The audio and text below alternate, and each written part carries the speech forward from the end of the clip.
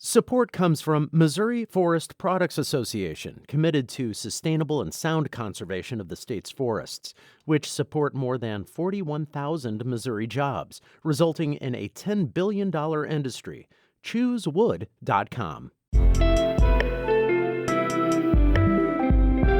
From the St. Louis Public Radio Newsroom, this is The Gateway. It's Wednesday, July 8th. I'm Wayne Pratt. A recent executive order freezing visas for new immigrants targets tech workers and scientists. That's an issue for those trying to grow St. Louis's agricultural technology sector. It is a misnomer to think that we have enough talent here in St. Louis. We don't. St. Louis Public Radio's Corinne Ruff speaks with Danforth Plant Science Center President Jim Carrington about how the White House's decision is already impacting research and innovation. It has been another record day for coronavirus cases in Missouri. 773 were reported yesterday, the highest daily increase in the state since the outbreak began. Health officials say the increase is partly because of a delay in reporting from labs. Overall, Missouri reports more than 24,000 cases and slightly more than 1,000 COVID-19 deaths during the pandemic. In Illinois, there have been nearly 150,000 confirmed cases and around 7,000 deaths. St. Louis area schools should require teachers and most students to wear masks this fall. St. Louis Public Radio's Ryan Delaney reports on reopening guidance put out by a group of superintendents. The 8-page document calls for school staff to have their temperatures checked daily and for staff and students over 9 years old to wear masks when they can't stay 6 feet apart. There should be frequent cleaning, the advice says, and students should not be allowed to congregate in cafeterias or near water fountains. It says buses should have spaced out and assigned seating. A national pediatricians group says schools can and should safely reopen this fall. State Education Commissioner Margie Van Dieven says most decisions about in-school safety measures should be made locally. She participated in a White House roundtable on reopening schools Tuesday. St. Louis Public Schools and individual districts in St. Louis County will release their detailed reopening plans on July 20th. I'm Ryan Delaney, St. Louis Public Radio. Missouri education officials will allow schools to blend in-person and remote learning without facing funding penalties related to attendance. Deputy Education Commissioner Carrie Monses says the new rules will let students attend school every other day and learn remotely on alternating days, or schools can have one group of students attend in the morning and another in the afternoon. The primary purpose of such an approach would be to better support physical distancing both at school and while transporting students. A rotating schedule might be the only way to maintain 6 feet of separation in overcrowded buses and classrooms. The rule change also gives schools flexibility if they have to close for coronavirus outbreaks next academic year. A report from a bipartisan nonprofit military group shows high-quality child care can affect national security.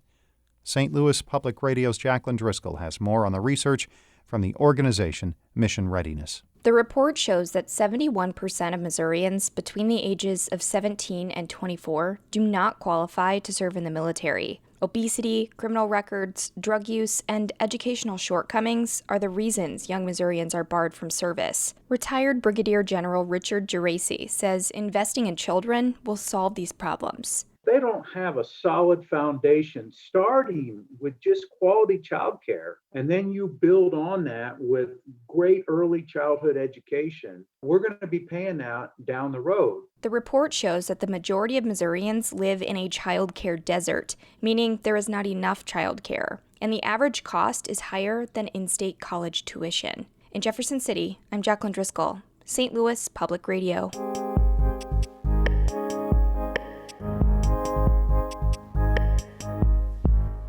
President Donald Trump signed an executive order last month freezing green cards and some temporary work visas for new immigrants. That's a big problem for the Donald Danforth Plant Science Center in St. Louis, where more than 10% of the workforce holds visas. That includes H-1B visas for tech workers and scientists. St. Louis Public Radio's Corinne Ruff spoke with Danforth Center President Jim Carrington about how the move by the White House will impact economic growth and innovation. H-1B visas are specifically geared toward workers with unusual talents. In our case, talented scientists in the ag tech area. If we want to see growth of our economy around ag tech, as it's happening around the Danforth Center, and we cut off a critical source of talented workers to fuel it, I don't know how you make up for that. This new order applies to people seeking new visas at least through the end of the year. Is that hurting your ability to finalize contracts with new employees or extend employment? Or how else are you noticing the impact? Yeah, we're noticing it in a couple of different ways. First of all, we do have active applicants who have applied but have not yet been approved. So those are at risk in the H-1B category. For the current visa holders at the Danforth Center, this has a bit of a terrorizing effect. If they see that H-1B applicants are being suppressed through the end of the year, I think they have a legitimate concern. What's next? Are they going to start revoking active visas? As far as welcoming of potential applicants to the Danforth Center who would need a visa, it clearly has a suppressing effect, and they will, in many cases, choose to go elsewhere.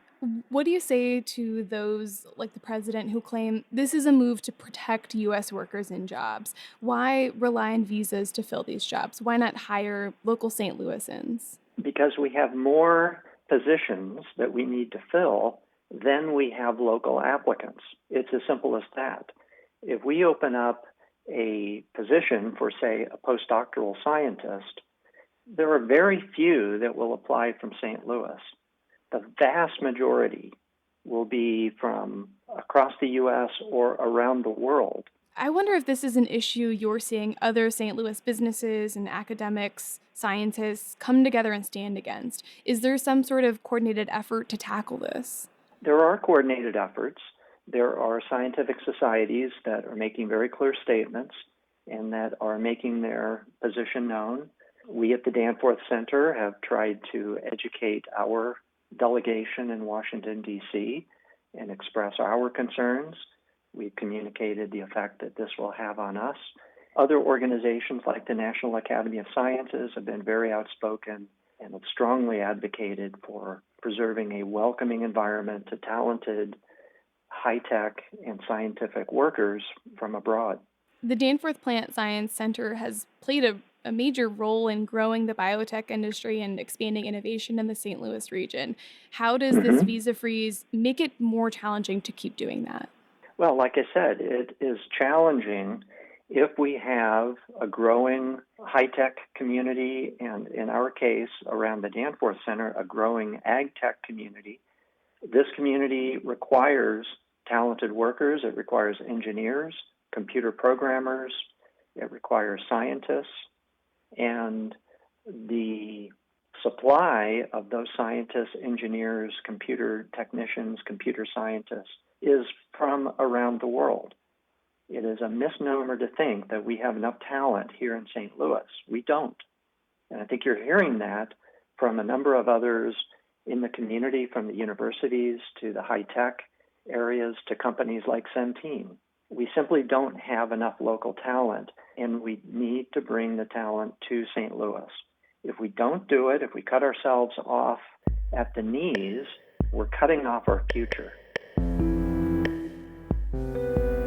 That was Danforth Plant Science Center President Jim Carrington speaking with St. Louis Public Radio's Corinne Ruff about how a freeze on work visas is impacting the agricultural technology sector. Our Maria Altman edited that report. Shula Newman is the executive editor of St. Louis Public Radio. Music by Ryan McNeely of Adult Fur. I'm Wayne Pratt. From the St. Louis Public Radio Newsroom, this has been The Gateway.